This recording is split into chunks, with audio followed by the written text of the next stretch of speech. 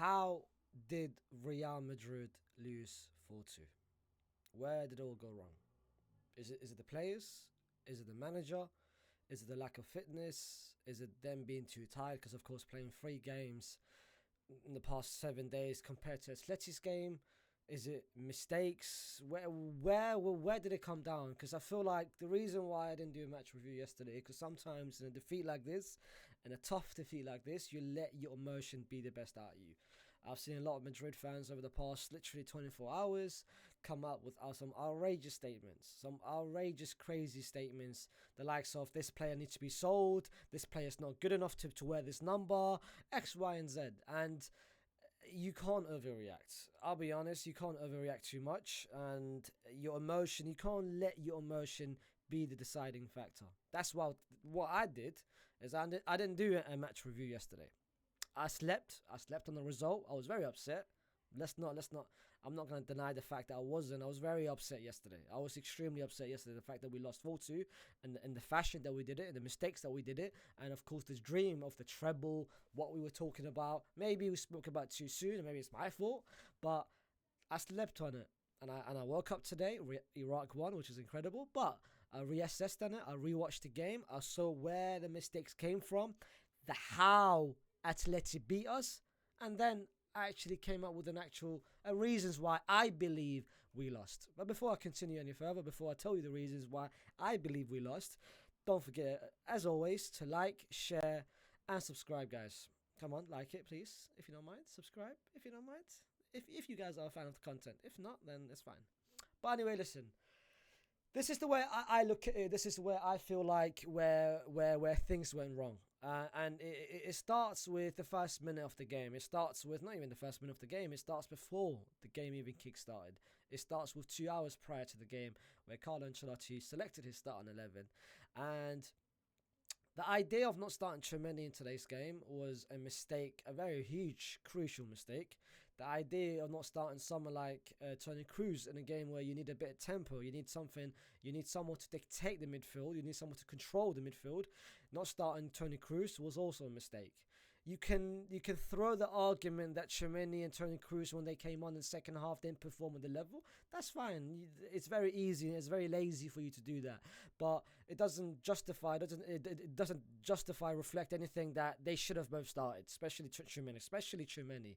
Because we've seen the mistakes that whenever we go to Atleti, the game early this season, back in September, where we lost 3-1 to Atletico Madrid, Tchouaméni never started that game. I will give you a funny stat about Tchouaméni starting and starting against Atleti and not starting against Atleti. In the last 4 games,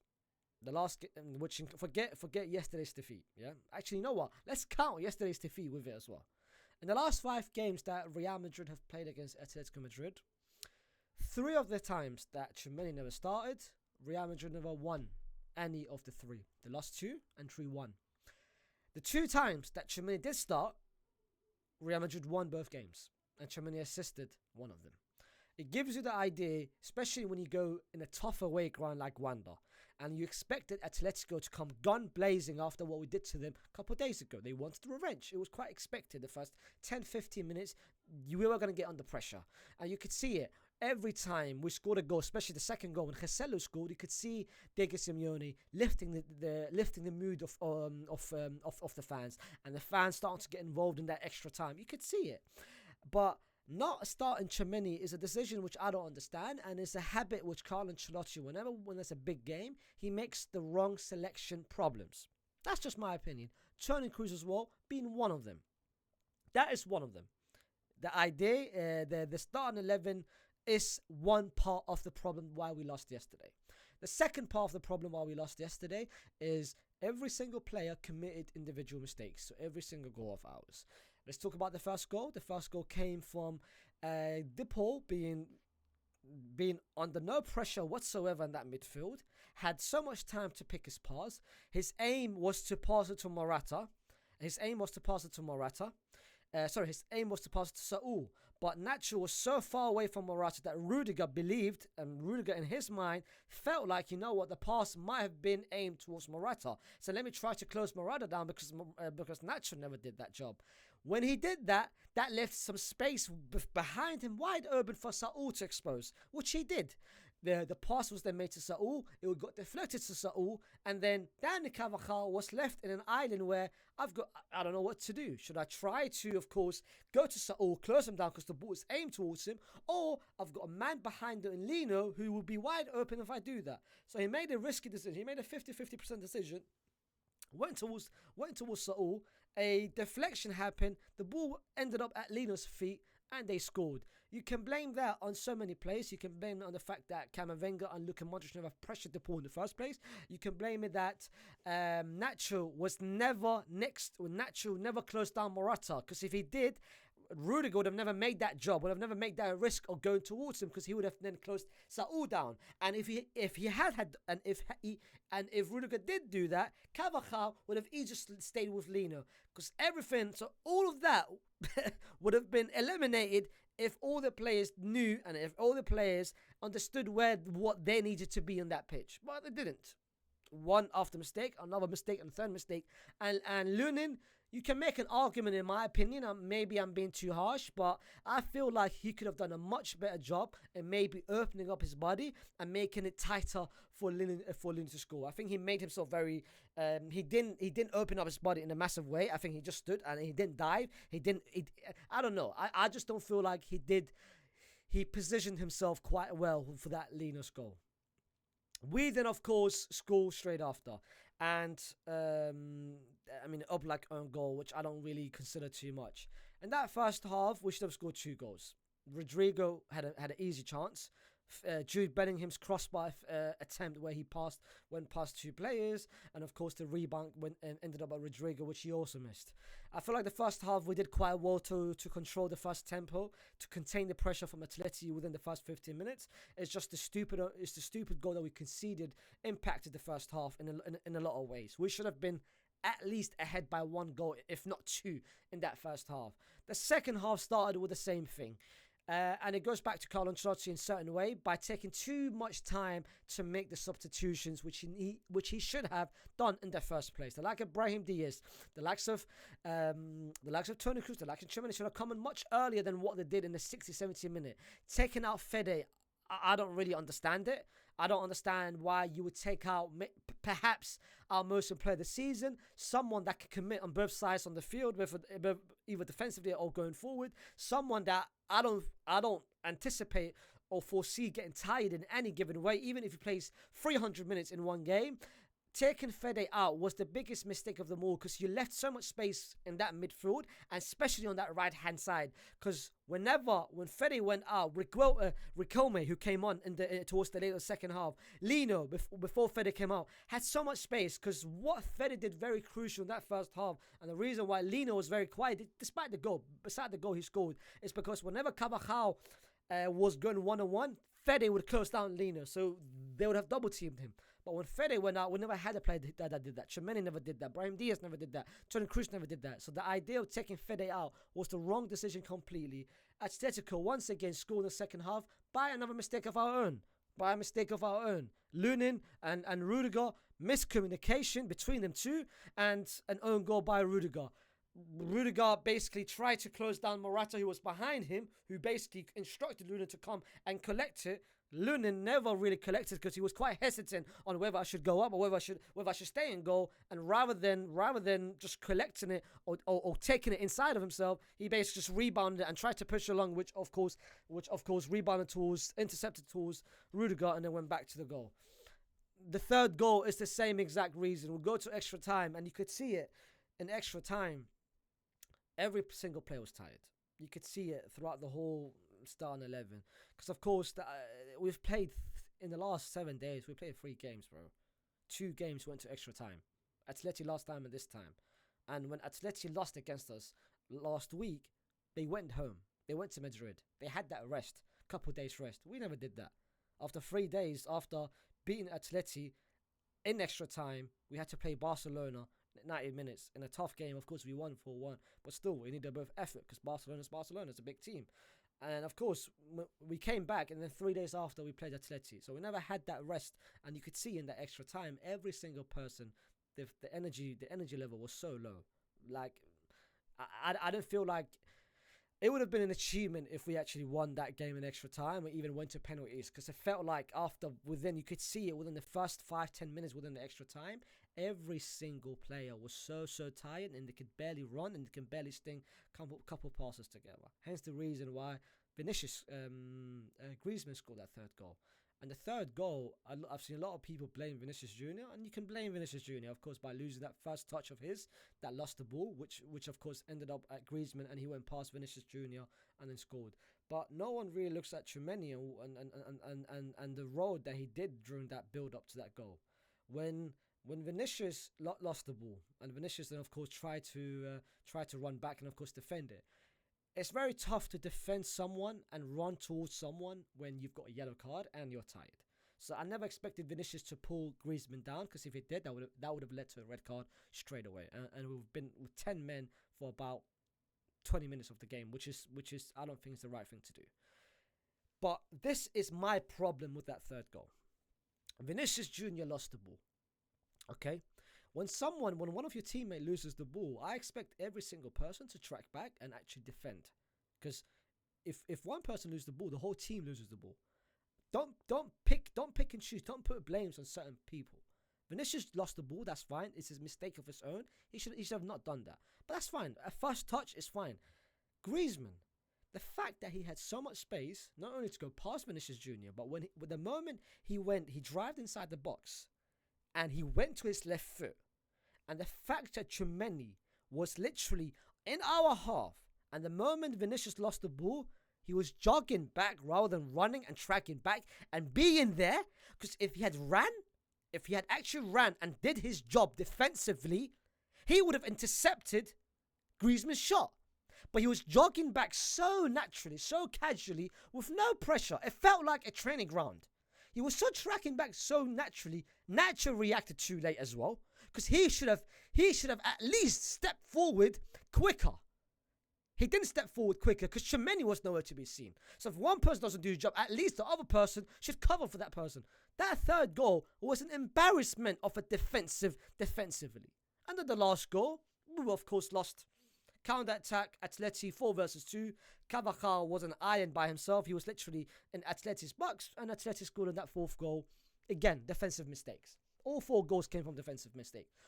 Not a single player performed that game, except for Jude Bellingham and Camavinga. We let down Jude Bellingham yesterday. Jude Bellingham dropped an absolute masterclass, whether that is going forward, whether that is dropping back, whether that's carrying the ball, progressing the ball, defending as a unit. He did everything that game, and we let him down. And I'm so upset about it. I'm so upset that we let such a performance out. And he was the only player after the game that actually applauded the fans as well. He was the first player and the only player that actually did that. How can we waste such a performance from someone who deserves so much better from this team?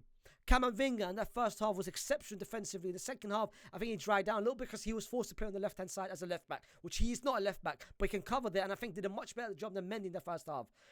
No one performed at the level what they should have. Luka Modric in the first half was very poor. Fede, I don't understand, like I said, him taking it out. Carvajal might have been the worst performance of the whole season. Rudiger, Nacho forget Nacho. Rudiger was very inconsistent, and that's the problem with Real Madrid, that if one person's not playing at the top level, we can't rely on Nacho, bro, at 2024. So we always expect Rudiger to be 10 out of 10 because he carries Nacho on that left-hand side. Lunin, this might have been the worst performance again I've seen him. Rodrigo was literally he ghosted this whole game. We didn't see nothing from Rodrigo beside the 2 misses that he had. Vinicius Jr. let the occasion get into him. I'm sick of tired of people thinking just because we criticize certain players, it means we want them out. I don't want Vinicius out. I don't want to sell Vinicius. If you told me right now, would you trade Vinicius for Mbappe with no money involved? My answer would be absolute no. I said it 2 years ago. I said it last year, and I'll say it again. I don't want to trade Vinicius. I don't want to sell Vinicius. But stop thinking, all of you Madrid fans, just because we criticize someone, stop thinking that we hate someone or we want them sold or whatever. We never did that to Ronaldo.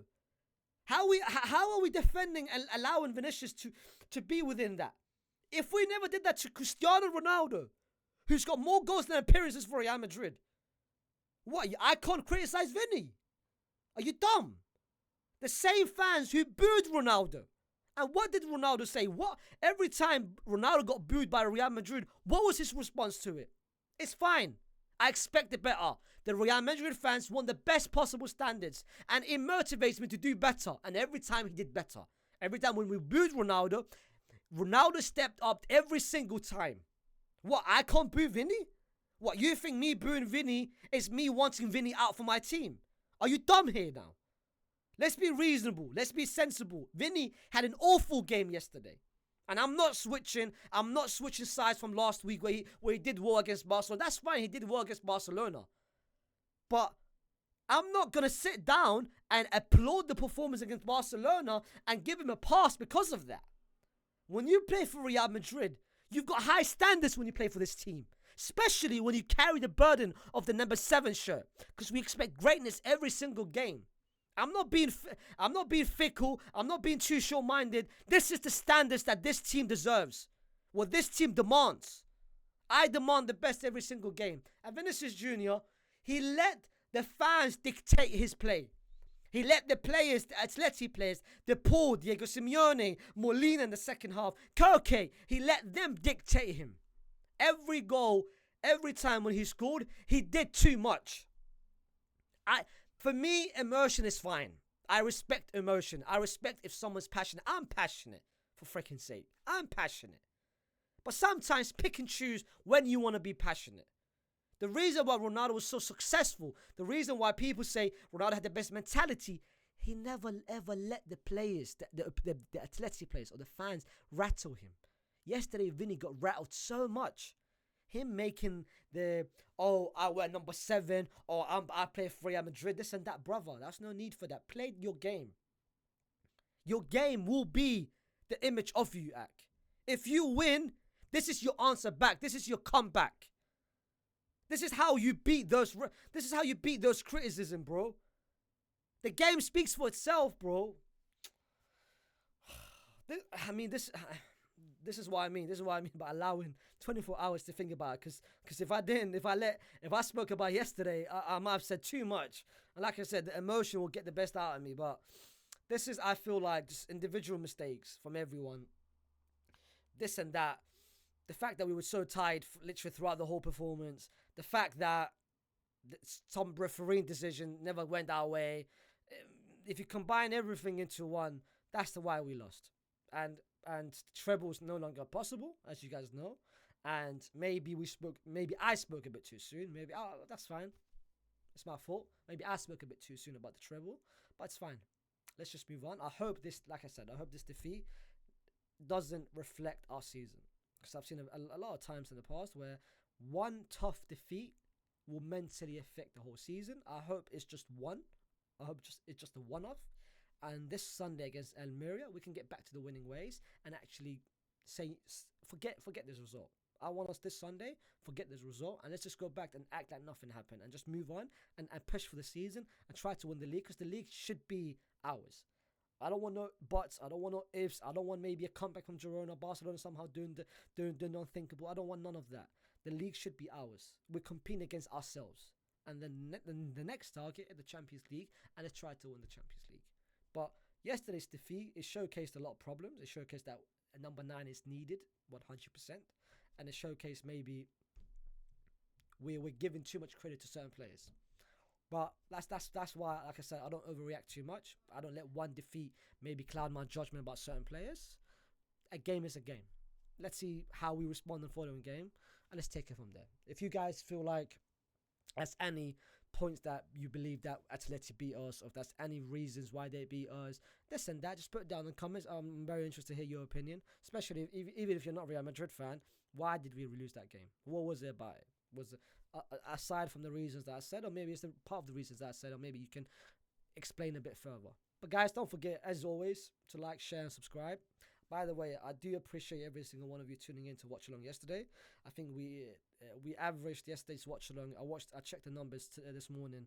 It averaged about 520 throughout the whole watch along, and the highest possible peak that it reached, the highest number of people is 1.2. That's when Atleti scored that third goal. But again, I appreciate everyone for tuning in to the watch along yesterday. I got a lot of lovely messages from you guys on IG, on Twitter.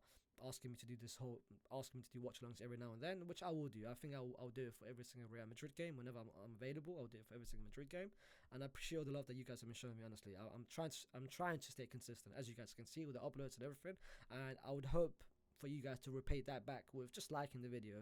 It's just a simple like, and also subscribing to the channel, because it does help in the long term. It might not help with you guys, and again, it doesn't cost you anything to subscribe, but it helps me. It helps the content push it further. But like I said, thank you so much for everyone that's been showing love, and Hala Madrid.